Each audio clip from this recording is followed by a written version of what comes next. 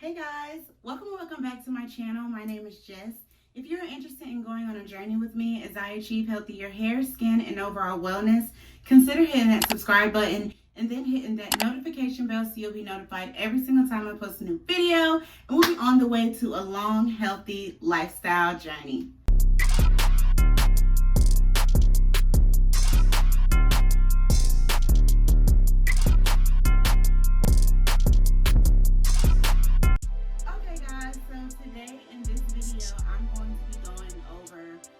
Winter hair care tips for high porosity hair.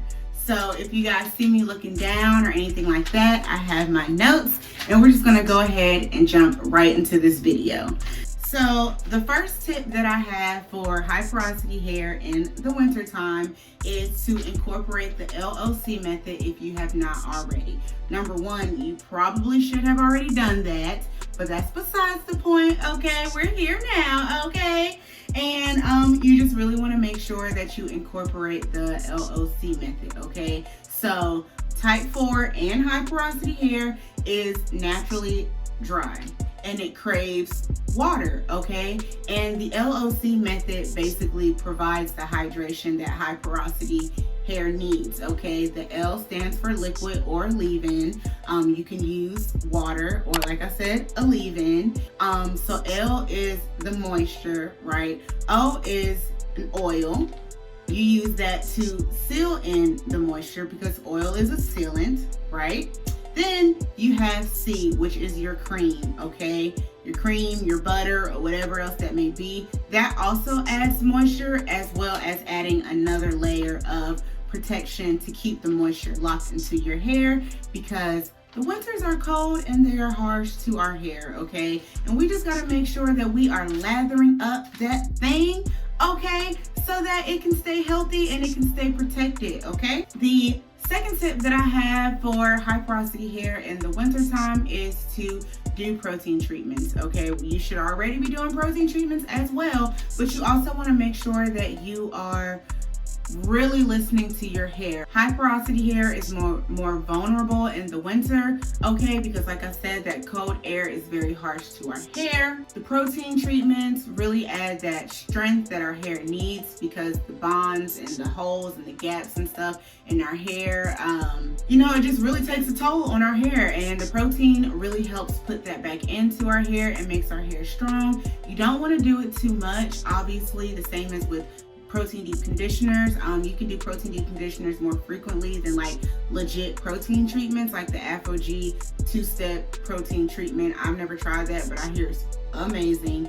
You definitely want to add the protein to your hair during the winter for sure. The third tip that I have for winter hair care for high porosity hair is using more gentle cleansers.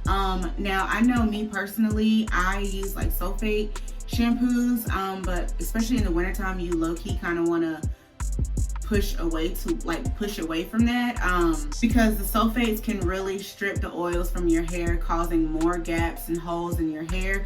We got high porosity hair, the holes and gaps are already there, you know what I'm saying? You don't want to add something else that could like strip your hair even more. So you definitely want to think about using like sulfate free shampoos, or doing like Aztec clay masks, doing incorporating co-washing if you haven't done that. Now I'm not saying that you can't use sulfates ever, because I really do swear by like sulfates. Like I feel like at least once a month I gotta get in there and like really get in there, you know what I'm saying, and clean my scalp. But like I said, during the winter time I kind of go to like once a month versus using sulfate shampoos every single time I wash my hair every week.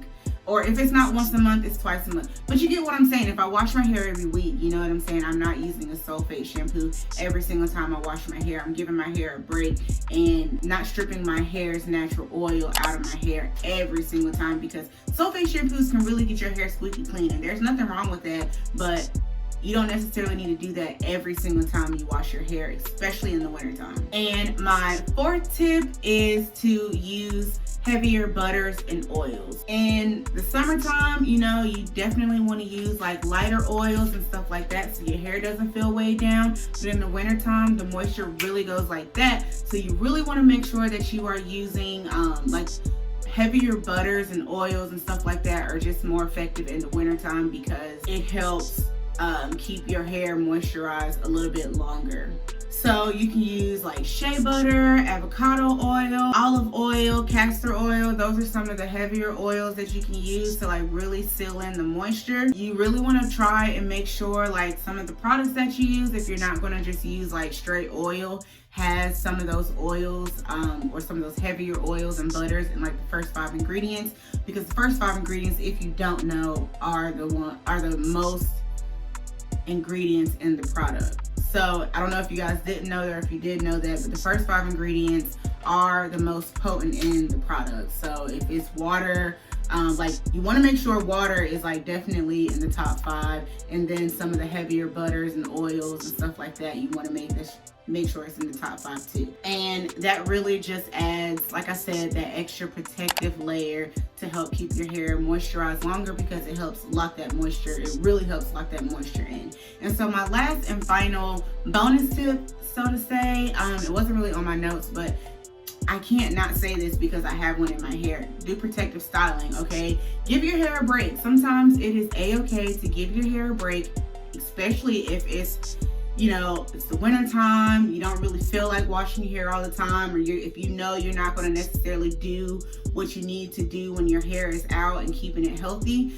Throw in a wig, okay, sis. Throw in a sew-in or something. Get you some faux locks. Like, that's pretty big right now. Those little butterfly distress locks and stuff. Like, there's so many different protective styles out there, and you just make sure that you are making sure that your hair, number one, is moisturized under that protective style, because you still want to make sure you're taking care of your hair. And then also, too, you want to maintain that protective style, like greasing your scalp, things like that. But yeah, protective styling is highly important in this winter time, simply because it really helps keep your hair protected from the harsh, cold weather.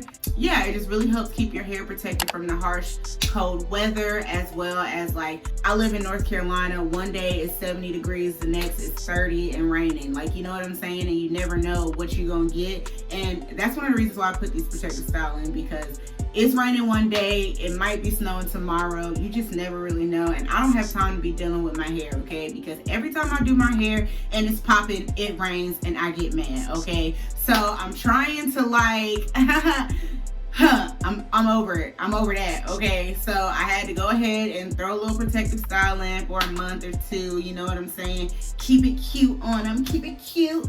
But, yeah, just do a little protective style. It gives you at least a break. Even if you just put twists in your hair for a week, that's still considered a protective style. Just make sure your ends are tucked away. Like, you can do like mini twists and then put them in a bun or something like that.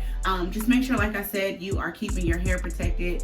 Like, you're still moisturizing your hair and your scalp and things like that while your hair is in the protective style, so your hair is still getting the nutrients and things that it needs to grow, okay? Because one of the things, that's why people get protective styles, because they're like, oh, protective styles grow your hair, and protective styles don't necessarily grow your hair. But if you keep your hair healthy underneath the protective style, and then while it's in the protective style, you're greasing your scalp, not necessarily greasing your scalp, oil your scalp. Don't use grease, okay? Please don't use grease, because all that's gonna do is clog your pores. Sorry about that. If you as long as you are like oiling your scalp, like if you do have braids, you're like putting a leave-in on so that way your hair is still getting moisturized and things like that, you'll be good to go. And that's what really grows your hair when it's in a protective style. The fact that it's being left alone, you're not having any regular wear and tear on it. That means you are minimizing the amount of breakage you can get.